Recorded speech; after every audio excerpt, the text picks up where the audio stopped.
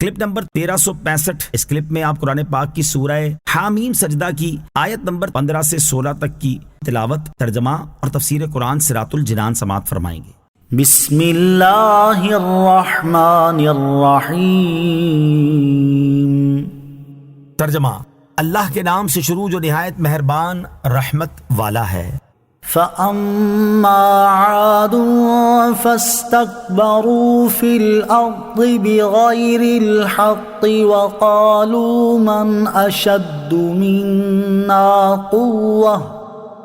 أَوَلَمْ يَرَوْا أَنَّ اللَّهَ الَّذِي خَلَقَهُمْ هُوَ أَشَدُّ مِنْهُمْ قُوَّةً وَكَانُوا بِآيَاتِنَا يَجْحَدُونَ فَأَرْسَلْنَا عَلَيْهِمْ رِيحًا صَرْصَرًا فِي أَيَّامٍ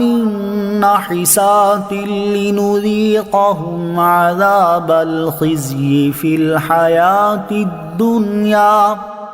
وَلَعَذَابُ الْآخِرَةِ أَخْزَىٰ وَهُمْ لَا يُنصَرُونَ۔ ترجمہ: تو وہ جو عاد تھے انہوں نے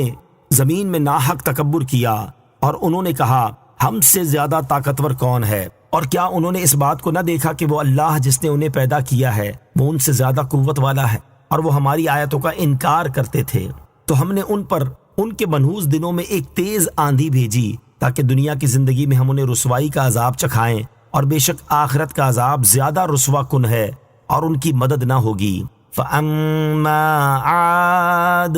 تو وہ جو عاد تھے، اس سے پہلے قوم عاد کا اجمالی طور پر ذکر ہوا، اور اب یہاں سے ان کا حال اور انجام کچھ تفصیل کے ساتھ بیان کیا جا رہا ہے۔ چنانچہ اس آیت اور اس کے بعد والی آیت کا خلاصہ یہ ہے کہ قوم عاد کے لوگ بڑے طاقتور اور شہ زور تھے، لیکن اس کے ساتھ ناحق تکبر بھی کیا کرتے تھے۔ جب حضرت ہود علیہ السلام نے انہیں اللہ تعالیٰ کے عذاب سے ڈرایا تو انہوں نے اپنی قوت پر غرور کرتے ہوئے کہا ہم سے زیادہ طاقتور کوئی نہیں، اور اگر عذاب آیا تو ہم اسے اپنی طاقت سے ہٹا سکتے ہیں۔ اللہ تعالیٰ نے ان کا رد کرتے ہوئے ارشاد فرمایا کہ کیا یہ لوگ غافل ہیں اور ان لوگوں نے اس بات کا مشاہدہ نہیں کیا کہ جس اللہ تعالیٰ نے انہیں پیدا کیا ہے وہ ان سے زیادہ قوت والا اور قدرت والا ہے۔ مزید فرمایا گیا کہ قوم عاد کا حال یہ تھا کہ وہ ہماری ان آیتوں کا جان بوجھ کر انکار کرتے تھے جو ہم نے اپنے رسولوں علیہ السلام پر نازل فرمائیں، تو ہم نے ان پر ان کی شامت کے دنوں میں بارش کے بغیر انتہائی ٹھنڈی ایک تیز آندھی بھیجی تاکہ اس کے ذریعے ہم دنیا کی زندگی میں انہیں رسوا کر دینے والا عذاب چکھائیں،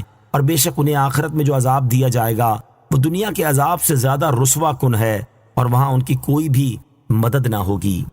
کوئی دن یا مہینہ حقیقی طور پر منحوس نہیں۔ یہاں آیت نمبر 16 میں منحوس دنوں کا ذکر ہوا۔ اس سلسلے میں یاد رہے کہ کوئی دن یا مہینہ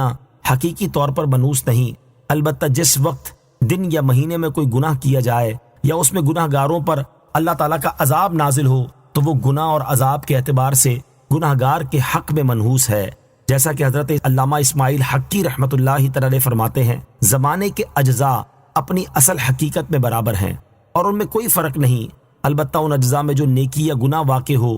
اس میں فرق کی وجہ سے زمانے کے اجزاء میں فرق ہوتا ہے۔ تو جمعہ کا دن نیک کام کرنے والے کے اعتبار سے سعادت مندی کا دن ہے اور گناہ کرنے والے کے اعتبار سے اس کے حق میں منحوس ہے۔ اور اعلیٰ حضرت امام احمد رضا خان رحمۃ اللہ تعالی فرماتے ہیں مسلمان مطیع یعنی اطاعت گزار مسلمان پر کوئی چیز نحس یعنی منحوس نہیں، اور کافروں کے لیے کچھ سعد یعنی مبارک نہیں، اور مسلمان عاصی کے لیے اس کا اسلام سعد ہے، طاعت بشرط قبول سعد ہے، معصیت بجائے خود نحس ہے۔ اگر رحمت و شفاعت اس کی نحوست سے بچا لیں بلکہ نحوست کو سعادت کر دیں، جیسا کہ اللہ تعالیٰ ارشاد فرماتا ہے اولئک یبدل اللہ سیئاتہم حسنات۔ ترجمہ: ایسوں کی برائیوں کو اللہ نیکیوں سے بدل دے گا۔ تو یہ الگ بات ہے، بلکہ کبھی گناہ یوں سعادت ہو جاتا ہے کہ بندہ اس پر خائف و ترساں و تائب و کوشاں رہتا ہے، وہ دھل گیا اور بہت سی حسنات مل گئیں۔ باقی کواکب یعنی ستاروں میں کوئی سعادت و نحوست نہیں،